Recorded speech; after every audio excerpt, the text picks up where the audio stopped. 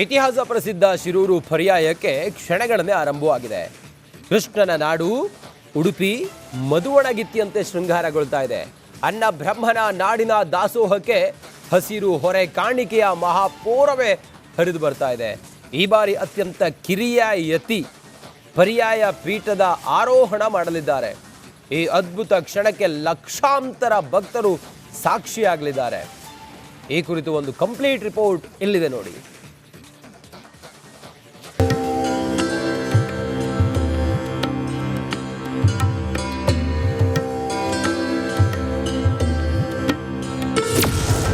ಶಿರೂರು ಪರ್ಯಾಯಕ್ಕೆ ಕೃಷ್ಣನಗರಿ ಸಜ್ಜು. ಜಗಮಗಿಸುತ್ತದೆ ಕೃಷ್ಣಮಠ ಹೊರೆ ಕಾಣಿಕೆಯ ಮಹಾಪೂರ.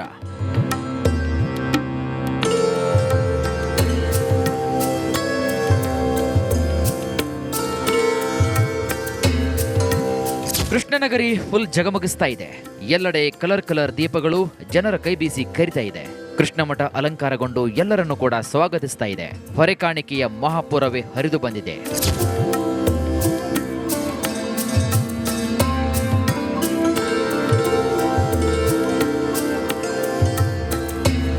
ಪರ್ಯಾಯ ಬಂತು ಅಂದ್ರೆ ನಾಡಹಬ್ಬದ ಸಂಭ್ರಮ ಉಡುಪಿಯಲ್ಲಿ ಮನೆ ಮಾಡುತ್ತೆ. ನಗರದ ಬೀದಿಗಳು ಸ್ವಚ್ಛಗೊಂಡು ಶೃಂಗಾರಗೊಳ್ಳುತ್ತದೆ. ಅನ್ನಬ್ರಹ್ಮ ನಾಡಿನಲ್ಲಿ ಭಕ್ತರಿಗೆ ಅನ್ನ ಪ್ರಸಾದ ವಿತರಣೆಗಾಗಿ ವಿಶಾಲವಾದ ಪ್ರತ್ಯೇಕ ಭೋಜನ ಶಾಲೆಗಳು ಸಿದ್ಧಗೊಳ್ಳುತ್ತಿದೆ. ಪರ್ಯಾಯ ಮಹೋತ್ಸವ ಮತ್ತು ಮುಂದಿನ ದಿನಗಳಲ್ಲಿ ಕೃಷ್ಣ ದರ್ಶನಕ್ಕೆ ಬರುವ ಭಕ್ತರಿಗೆ ನಿತ್ಯ ರಾತ್ರಿ ಹಗಲು ಎನ್ನದೆ ನಿರಂತರವಾಗಿ ಭೋಜನ ಪ್ರಸಾದದ ವ್ಯವಸ್ಥೆಯನ್ನ ಮಾಡಲಾಗುತ್ತದೆ. ಪ್ರತಿದಿನ 15ರಿಂದ 20 ಸಾವಿರ ಭಕ್ತರು ಆಗಮಿಸುತ್ತಾರೆ. ಅನ್ನ ಬ್ರಹ್ಮನ ನಾಡು ಉಡುಪಿ ಅಂತ ನಾವು ಕರಿತೇವೆ. ಶ್ರೀಕೃಷ್ಣನ ಆ ಸನ್ನಿಧಾನದಲ್ಲಿ ದಿನನಿತ್ಯ ಕೂಡ ಬಂದ ಭಕ್ತರಿಗೆ ಅನ್ನದಾನವನ್ನು ಮಾಡಬೇಕು ಅನ್ನುವಂಥದ್ದು ತಲಾಂತರದಿಂದ ನಡ್ಕೊಂಡು ಬಂದಿರುವಂಥದ್ದು. ಹಾಗಾಗಿ ಶಿರೂರು ಪರ್ಯಾಯದ ಅವಧಿಯಲ್ಲೂ ಕೂಡ 2 ವರ್ಷಗಳು ಭಕ್ತರಿಗೆ ಏನು ಊಟದ ವ್ಯವಸ್ಥೆ ಏನಿದೆ ಅದಕ್ಕೆ ಬೇಕಾಗಿರುವಂಥ ಬೇರೆ ಬೇರೆ ವಸ್ತುಗಳು, ಅಂದರೆ ಅಕ್ಕಿ ಇರ್ಬೋದು, ಭತ್ತ ಇರ್ಬೋದು, ಅಥವಾ ತರಕಾರಿಗಳಿರ್ಬೋದು, ತೆಂಗಿನಕಾಯಿ ಇರ್ಬೋದು, ಹೀಗೆ ಬೇರೆ ಬೇರೆ ವಸ್ತುಗಳನ್ನು ಕೂಡ ಈಗಾಗಲೇ ಉಡುಪಿ ಜಿಲ್ಲೆ ಅಥವಾ ದಕ್ಷಿಣ ಕನ್ನಡ ಜಿಲ್ಲೆಯಿಂದನೂ ಕೂಡ ದೇವಸ್ಥಾನ, ಬ್ಯಾಂಕ್ಗಳು, ಸ್ಥಳೀಯ ಸಂಘ ಸಂಸ್ಥೆಗಳು ಹಾಗೂ ಸಾರ್ವಜನಿಕರು, ಭಕ್ತರು, ಹೀಗೆ ಬೇರೆ ಬೇರೆ ಕೆಟಗರಿಯಲ್ಲಿ ಹೊರೆ ಕಾಣಿಕೆಯನ್ನು ತಂದು ಶ್ರೀಕೃಷ್ಣ ಮಠದಲ್ಲಿ ಸಂಗ್ರಹ ಮಾಡಿರುವ ದೃಶ್ಯಗಳನ್ನು ನಾವು ಗಮನಿಸಬಹುದು. ಅದರಲ್ಲೂ ಪರ್ಯಾಯ ಸಂದರ್ಭ ಲಕ್ಷಾಂತರ ಸಂಖ್ಯೆಯಲ್ಲಿ ಭಕ್ತರು ಈ ಮಹೋತ್ಸವದಲ್ಲಿ ಭಾಗಿಯಾಗುವುದಕ್ಕಾಗಿಯೇ ಆಗಮಿಸುತ್ತಾರೆ. ಬರುವ ಭಕ್ತರಿಗೆ ನಿತ್ಯ ಅನ್ನ ಸಂತರ್ಪಣೆಗಾಗಿ ಸಿದ್ಧತೆ ಜೋರಾಗಿದೆ. ಶಿರೂರು ಪರ್ಯಾಯಕ್ಕಾಗಿ ಜಿಲ್ಲೆ ಹೊರ ಜಿಲ್ಲೆಗಳಿಂದ ಹಸಿರು ಹೊರೆ ಕಾಣಿಕೆ ಮಹಾಪೂರವೇ ಹರಿದು ಬರ್ತಾ ಇದೆ. ಬೆಲ್ಲ ಇರ್ಬೋದು, ಅಕ್ಕಿ ಇರ್ಬೋದು, ಅವಲಕ್ಕಿ ಇರ್ಬೋದು, ಹೀಗೆ ಒಂದಲ್ಲ ಎರಡಲ್ಲ ಮನುಷ್ಯನ ದಿನ ಉಪಯೋಗಕ್ಕೆ ಬೇಕಾಗಿರುವಂಥ ಎಲ್ಲ ವಸ್ತುಗಳು, ಅಂದರೆ ಆಹಾರ ವಸ್ತುಗಳನ್ನು ಇರ್ಬೋದು, ಅಥವಾ ದೇವರಿಗೆ ಪೂಜೆಗೆ ಬೇಕಾಗಿರುವಂಥ ಎಣ್ಣೆಗಳು ಇರ್ಬೋದು, ಸಕ್ಕರೆ, ಹೀಗೆ ಎಲ್ಲವೂ ಕೂಡ ಅದು ಒಂದು ಮಿತಿಯಲ್ಲೆಲ್ಲ ಅಪರಿಮಿತವಾಗಿ ಬಂದಿರುವಂಥದ್ದು. ಯಾಕಂದರೆ ಇನ್ನೂ ಕೂಡ 2-3 ದಿನಗಳ ಕಾಲ ನಿರಂತರವಾಗಿ ಈ ಹೊರೆ ಕಾಣಿಕೆ ಬರ್ತದೆ. ಅದರಲ್ಲೂ ಕೂಡ ಕಟೀಲು ಇರ್ಬೋದು ಅಥವಾ ಬೇರೆ ಬೇರೆ ದೇವಸ್ಥಾನಗಳು, ಭಜನಾ ಮಂದಿರಗಳು ಕೂಡ ಶಿರೂರು ಪರ್ಯಾಯಕ್ಕೆ ಏನು ಹೊರೆ ಕಾಣಿಕೆಯನ್ನು ತಂದಿರುವಂಥದ್ದು. ಈ ಬಾರಿ ಸರ್ವಜ್ಞ ಪರ್ಯಾಯ ಪೀಠಾರೋಹಣವನ್ನ ಅತ್ಯಂತ ಕಿರಿಯ ಯತಿ ವೇದವರ್ಧನ ಸ್ವಾಮೀಜಿ ಮಾಡಲಿದ್ದು, ಈ ಅದ್ಭುತ ಕ್ಷಣವನ್ನ ಕಣ್ತುಂಬಿಕೊಳ್ಳಲು ಭಕ್ತರು ಕಾತುರರಾಗಿದ್ದಾರೆ. ನಾಳೆ ರಾತ್ರಿ ಉಡುಪಿ ನಗರದೆಲ್ಲೆಡೆ 16 ಕಡೆಗಳಲ್ಲಿ ಸಾಂಸ್ಕೃತಿಕ ನಡೆಯಲಿದೆ. ಇನ್ನು ಇತ್ತ ಉಡುಪಿ ನಗರ ವಿದ್ಯುತ್ ದೀಪಾಲಂಕಾರದಿಂದ ಅಲಂಕೃತಗೊಂಡಿದ್ದು ಜಗಮಗಿಸ್ತಾ ಇದೆ. ನಾವು ಕೂಡುದು ಮಾತ್ರ, ಆದರೆ ಪರ್ಯಾಯ ನಡೆಸುವಂಥದ್ದು ತಾವೆಲ್ಲ ಕೃಷ್ಣ ಭಕ್ತರು. ಹಾಗಾಗಿ ಪರ್ಯಾಯಕ್ಕೆ ಈ ಒಂದು ದಿವಸ ಮಾತ್ರ ಅಲ್ಲ, 2 ವರ್ಷ ಸಹ ಇಷ್ಟೇ ಜನ ಸೇರಿ ಕೃಷ್ಣನ ಸೇವೆ ಮಾಡಿ ಆ ಪರ್ಯಾಯ ನಡೆಸಬೇಕು ಅಂತ ಮುಖ್ಯವಾಗಿ ಹೇಳುವಂಥದ್ದು. ವೇದಗಳ ರಕ್ಷಣೆ, ನಮ್ಮ ಧರ್ಮದ ಮೂಲ ಗ್ರಂಥ ಯಾವುದು ಕೇಳಿದರೆ ನಿಜವಾಗಿ ವೇದಗಳು.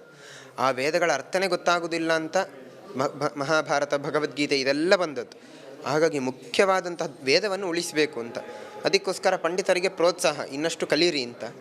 ಇನ್ನು ಪರ್ಯಾಯ ಉತ್ಸವಕ್ಕೆ ಜಿಲ್ಲೆ ಮತ್ತು ಹೊರ ಜಿಲ್ಲೆಗಳಿಂದ ಲಕ್ಷ ಜನ ಆಗಮಿಸಲಿದ್ದಾರೆ. ಹೀಗಾಗಿ ಎಲ್ಲೆಡೆ ಪೊಲೀಸರು ಹೈ ಅಲರ್ಟ್ ಆಗಿದ್ದಾರೆ.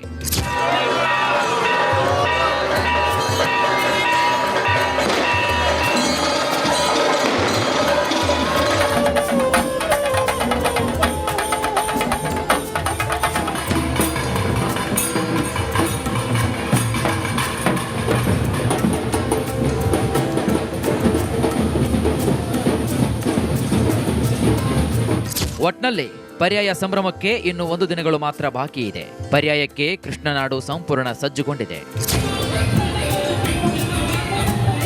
ಹರೀಶ್ ಪಾಲೆಚ್ಚಾರ್, ರಿಪಬ್ಲಿಕ್ ಕನ್ನಡ, ಉಡುಪಿ. ಇತಿಹಾಸ ಪ್ರಸಿದ್ಧ ಶಿರೂರು ಪರ್ಯಾಯಕ್ಕೆ ಕ್ಷಣಗಳನ್ನೇ ಆರಂಭವಾಗಿದೆ. ಕೃಷ್ಣನ ನಾಡು ಉಡುಪಿ ಮಧುವಣಗಿತ್ತಿಯಂತೆ ಶೃಂಗಾರಗೊಳ್ತಾ ಇದೆ. ಅನ್ನ ಬ್ರಹ್ಮನ ನಾಡಿನ ದಾಸೋಹಕ್ಕೆ ಹಸಿರು ಹೊರೆ ಕಾಣಿಕೆಯ ಮಹಾಪೂರವೇ ಹರಿದು ಬರ್ತಾ ಇದೆ. ಈ ಬಾರಿ ಅತ್ಯಂತ ಕಿರಿಯ ಯತಿ ಪರ್ಯಾಯ ಪೀಠದ ಆರೋಹಣ ಮಾಡಲಿದ್ದಾರೆ. ಈ ಅದ್ಭುತ ಕ್ಷಣಕ್ಕೆ ಲಕ್ಷಾಂತರ ಭಕ್ತರು ಸಾಕ್ಷಿಯಾಗಲಿದ್ದಾರೆ.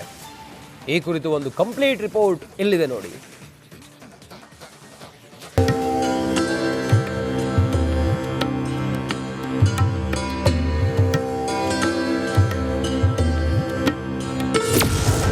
ಶಿರೂರು ಪರ್ಯಾಯಕ್ಕೆ ಕೃಷ್ಣನಗರಿ ಸಜ್ಜು. ಜಗಮಗಿಸುತ್ತದೆ ಕೃಷ್ಣಮಠ ಹೊರೆ ಕಾಣಿಕೆಯ ಮಹಾಪೂರ.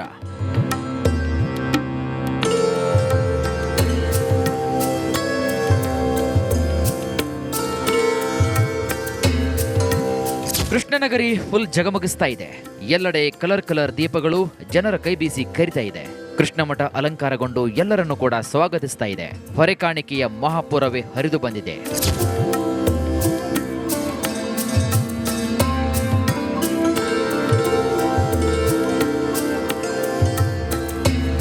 ಪರ್ಯಾಯ ಬಂತು ಅಂದ್ರೆ ನಾಡಹಬ್ಬದ ಸಂಭ್ರಮ ಉಡುಪಿಯಲ್ಲಿ ಮನೆ ಮಾಡುತ್ತೆ. ನಗರದ ಬೀದಿಗಳು ಸ್ವಚ್ಛಗೊಂಡು ಶೃಂಗಾರಗೊಳ್ಳುತ್ತದೆ.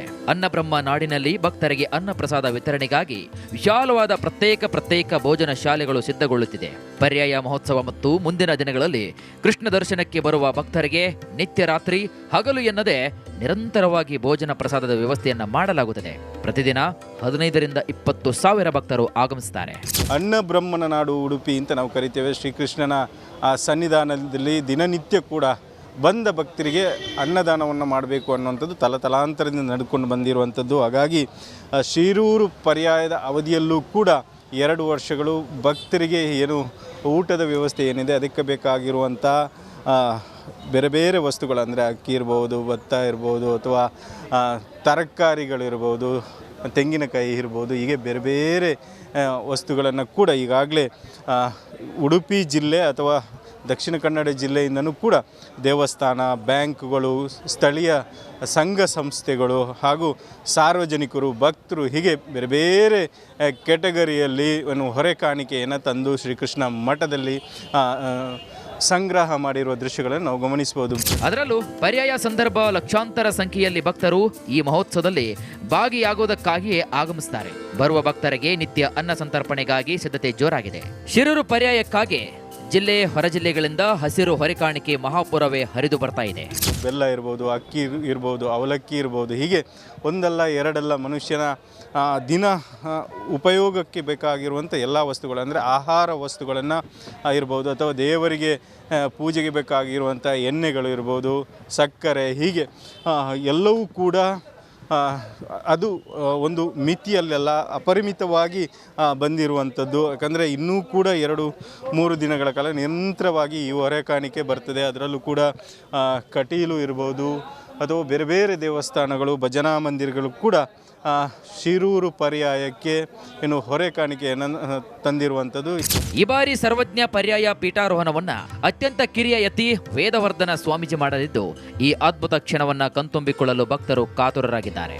ನಾಳೆ ರಾತ್ರಿ ಉಡುಪಿ ನಗರದೆಲ್ಲೆಡೆ 16 ಕಡೆಗಳಲ್ಲಿ ಸಾಂಸ್ಕೃತಿಕ ನಡೆಯಲಿದೆ. ಇನ್ನು ಇತ್ತ ಉಡುಪಿ ನಗರ ವಿದ್ಯುತ್ ದೀಪಾಲಂಕಾರದಿಂದ ಅಲಂಕೃತಗೊಂಡಿದ್ದು ಜಗಮಗಿಸ್ತಾ ಇದೆ. ನಾವು ಕೂಡುದು ಮಾತ್ರ, ಆದರೆ ಪರ್ಯಾಯ ನಡೆಸುವಂಥದ್ದು ತಾವೆಲ್ಲ ಕೃಷ್ಣ ಭಕ್ತರು. ಹಾಗಾಗಿ ಪರ್ಯಾಯಕ್ಕೆ ಈ 1 ದಿವಸ ಮಾತ್ರ ಅಲ್ಲ, 2 ವರ್ಷ ಸಹ ಇಷ್ಟೇ ಜನ ಸೇರಿ ಕೃಷ್ಣನ ಸೇವೆ ಮಾಡಿ ಆ ಪರ್ಯಾಯ ನಡೆಸಬೇಕು ಅಂತ ಮುಖ್ಯವಾಗಿ ಹೇಳುವಂಥದ್ದು. ವೇದಗಳ ರಕ್ಷಣೆ, ನಮ್ಮ ಧರ್ಮದ ಮೂಲ ಗ್ರಂಥ ಯಾವುದು ಕೇಳಿದರೆ ನಿಜವಾಗಿ ವೇದಗಳು. ಆ ವೇದಗಳ ಅರ್ಥನೇ ಗೊತ್ತಾಗೋದಿಲ್ಲ ಅಂತ ಮಹಾಭಾರತ, ಭಗವದ್ಗೀತೆ ಇದೆಲ್ಲ ಬಂದದ್ದು. ಹಾಗಾಗಿ ಮುಖ್ಯವಾದಂತಹ ವೇದವನ್ನು ಉಳಿಸಬೇಕು ಅಂತ, ಅದಕ್ಕೋಸ್ಕರ ಪಂಡಿತರಿಗೆ ಪ್ರೋತ್ಸಾಹ, ಇನ್ನಷ್ಟು ಕಲೀರಿ ಅಂತ. ಇನ್ನು ಪರ್ಯಾಯ ಉತ್ಸವಕ್ಕೆ ಜಿಲ್ಲೆ ಮತ್ತು ಹೊರ ಜಿಲ್ಲೆಗಳಿಂದ ಲಕ್ಷ ಜನ ಆಗಮಿಸಲಿದ್ದಾರೆ. ಹೀಗಾಗಿ ಎಲ್ಲೆಡೆ ಪೊಲೀಸರು ಹೈ ಅಲರ್ಟ್ ಆಗಿದ್ದಾರೆ.